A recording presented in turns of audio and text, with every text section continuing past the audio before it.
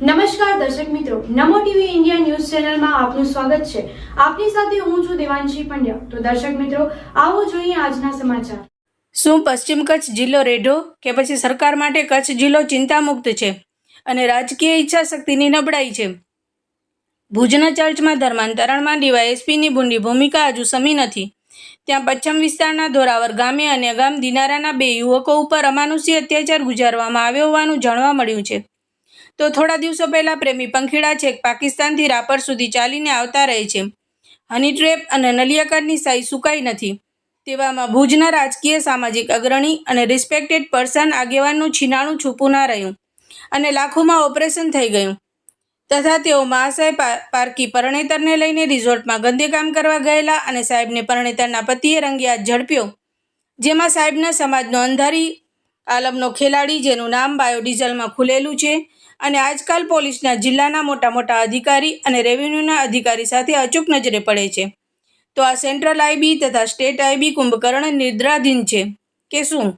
બોર્ડરના સંવેદનશીલ વિસ્તારમાં એલસીબી જેવી જગ્યાઓ પીએસઆઈના હવાલે છે તેવું પણ સંભળાય છે। અને ડીવાયએસપીની વાત કરીએ તો જેઆઈસી ડીવાયએસપી નથી, એચક્યુ ડીવાયએસપી નથી, મુન્દ્રા ડીવાયએસપી નથી, નલિયા ડીવાયએસપી નથી, નખત્રાણામાં પણ ડીવાયએસપી કેન્સર પીડિત, ભુજ ડીવાયએસપી નવેમ્બરમાં રિટાયર થવાના હોય લાંબી રજા પર છે। એસસી એસટી ડીવાયએસપી ક્રિશ્ચિયન ધર્માંતરણના ઘમાસાણમાં ફસાયેલા છે। તો એસીબી ડીવાયએસપી 7 વર્ષથી અડ્ડો જમાવેલ છે। સ્ટેટ આઈબી ડીવાયએસપી પણ નથી। આ પોલીસની હાલત સામે રેન્જાઈ અમદાવાદ ખાતે આલિશાન બંગલો બનાવવામાં વ્યસ્ત હોવાનું અંગત સૂત્રો મુજબ જાણવા મળ્યું હતું। તો શું કચ્છ જિલ્લો ખરેખર નદણિયાતો બની ગયો છે? સાંસદ, ધારાસભ્યો અને રાજ્યમંત્રી શું ફક્ત ભાજપના તાયફામાં જ વ્યસ્ત છે? હવે સવાલ એ છે કે કચ્છની ચિંતા કરશે કોણ? ખેર, હાલ તો આવો સાંભળીએ ધોરાવરની ઘટના અંગે સ્થાનિક અગ્રણીઓ શું કહી રહ્યા છે તેમના શબ્દોમાં। મારું નામ ભરતભાઈ સંઘવી, કચ્છ જિલ્લા મોદી વિકાસ મિશનના અધ્યક્ષની જવાબદારી સંભાળું છું। જે અત્યારે ઇન્ડસ્ટ્રી દ્રષ્ટિએ ખાવડા બાજુનો જે વિકાસ થઈ રહ્યો દેશની અંદર બહુ જ સારો થઈ રહ્યો છે, છતાં પણ જે અત્યારે ક્રાઇમ, જે હાલમાં તાજો ક્રાઇમ જોવો તો ખાવડાની અંદર જે દિનારાની આજુબાજુમાં જે તાલિબાની સજા 2 યુવાનોને આપવામાં આવી છે, આવી ક્રૂરતાભરું વાતાવરણ કેમ એ લોકોના પેદા થયું? કેમ એમને કોઈ પોલીસ ખાતાની બીક નથી, કોઈ વહીવટીતંત્રની બીક નથી? તો ત્યાંના ડિપાર્ટમેન્ટ પોલીસ અધિકારીઓ બધા શું કરી રહ્યા છે? બીજી રીતે જોઈએ તો અત્યારે ખાવડાની અંદર મોદી સાહેબે હજારો કરોડના રોકાણથી ઇન્ડસ્ટ્રીઝ ચાલુ થઈ ગઈ છે। હજી બાકીના 80%માં રિલાયન્સ પણ મોટું કામ કરી આવી રહ્યું છે। તો આ હિસાબે ત્યાં પરપ્રાંતિયોની સંખ્યા 1,00,000-1.5 લાખ જેવી થઈ જાય। અત્યારે 50,000 થી 60,000 લેબરો કામ કરવા કચ્છમાં આવ્યા છે, તો એની સલામતી શું? શા માટે ત્યાં મોટું નવું પોલીસ સ્ટેશન આખું અપડેટ કરીને આખું બનાવવાની જરૂર છે? કચ્છની અંદર જુઓ તો ડીવાયએસપીની કેટલી બધી જગ્યા ખાલી છે, આઈબી ડીવાયએસપીની પણ જગ્યાઓ ખાલી છે। શા માટે આ બોર્ડર એરિયામાં કેમ કોઈ જાગૃત નથી? અને શા માટે સુભાષ ત્રિવેદી જેવા કડક અધિકારી કચ્છની બોર્ડર ઉપર મૂકવામાં નથી આવતા? એ દુઃખદ બાબત છે। અને જે આ તાલિબાની સજા દીકરાઓને કરી છે એ ગંભીર બાબત છે। હું આ બાબતને ખૂબ જ વખોડું છું અને કચ્છના પોલીસ તંત્ર માટે પણ આ એક પડકારરૂપ છે કે પાકિસ્તાન આપણી બોર્ડરની નજીક છે, તો પાકિસ્તાન શું આપણું બોર્ડર ઉપર હેન્ડલિંગ કરી રહ્યું છે? આના ઉપરથી દેખાઈ રહ્યું છે કે આ ટાઈપનું વાતાવરણ દૂષિત શા માટે થઈ રહ્યું છે? તો શા માટે કોઈ રાજકીય નેતાઓ પણ આ બાબતમાં નિવેદન નથી આપતા? તાકીદે અપગ્રેડ કરીને મોટું પોલીસ સ્ટેશન તાત્કાલિક આપ બનાવો। હું ગુજરાતના મુખ્યમંત્રી સાહેબને આપણી ચેનલના માધ્યમ દ્વારા વિનંતી કરું છું।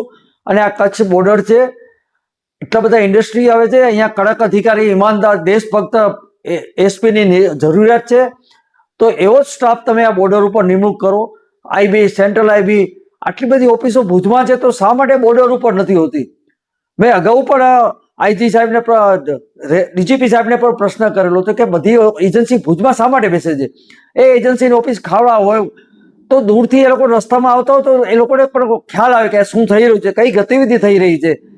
તો મહેરબાની કરીને પોલીસ તંત્રની અંદર પણ સાફ સફાઈની ખાસ જરૂર છે। વર્ષોથી જે પોલીસની અંદર બેઠા છે, એક જગ્યાએથી બીજી જગ્યા કચ્છની અંદર છે, કચ્છની અંદર 3 વર્ષથી ઉપર ક્યાંય પણ કોઈ પણ અધિકારી બેઠો હોય એને તાત્કાલિક કચ્છના દરવાજા બતાવી દો અને બહાર મોકલાવો। એવી હું ગૃહમંત્રી સાહેબ અને ડેપ્યુટી સીએમ હર્ષભાઈ સંઘવી પણ જો કાલે આવી રહ્યા છે કચ્છની અંદર, અને દેશના ગૃહમંત્રી પણ આવી રહ્યા છે, તો આ એક મોટી બાબત ચિંતાનો વિષય છે કે સાહેબ આ કચ્છની બોર્ડરનો આપ ખ્યાલ નહીં રાખો તો આવતા દિવસોમાં કચ્છની અંદર અમારે એકદમ વાતાવરણ ખરાબ થઈ જશે અને કચ્છ સુરક્ષિત નહીં રહે. જે મોદી સાહેબનું કચ્છ છે એની અંદર આ બધી પ્રવૃત્તિ થતી હોય છે એ બિલકુલ ન થવી જોઈએ. ફરીને હું હર્ષભાઈ સંઘવી, ડેપ્યુટી સીએમ અને ગૃહમંત્રી સાહેબ અને અમિતભાઈ શાહ સાહેબને પણ વિનંતી કરું છું કે નરેન્દ્ર મોદી સાહેબના કચ્છની અંદર કડક જાંબાજ અધિકારી તમે આપો અને એક પણ પોલીસ ખાતાને ઘટ પૂરી ન હોય. 3 વર્ષ ઉપરના જેટલા પણ પોલીસો, ડ્રાઈવરો, નીચેનો બધો સ્ટાફને એ કચ્છમાંથી બદલાવો તો જ તમારો સોડો વળશે. તમે એસપી, ડીવાયએસપી બદલાવશો, ડ્રાઈવર એ નહીં હોય તો એ જ માર્ગદર્શન આપે કે સાહેબ આ બાજુ જવાનું, આ બાજુ જવાનું છે, અહીંયાથી આપણે માલ મળશે, અહીંયાથી માલ મળે છે. માટે નમ્ર વિનંતી કરું છું કે પોલીસ ખાતામાં મોટા પાયે ઓપરેશન ગંગાજળ કરી અને સાફ સફાઈ કરો એવી ગુજરાતના મુખ્યમંત્રી સાહેબને પણ ખાસ નમ્ર અપીલ કરું છું. નમસ્કાર.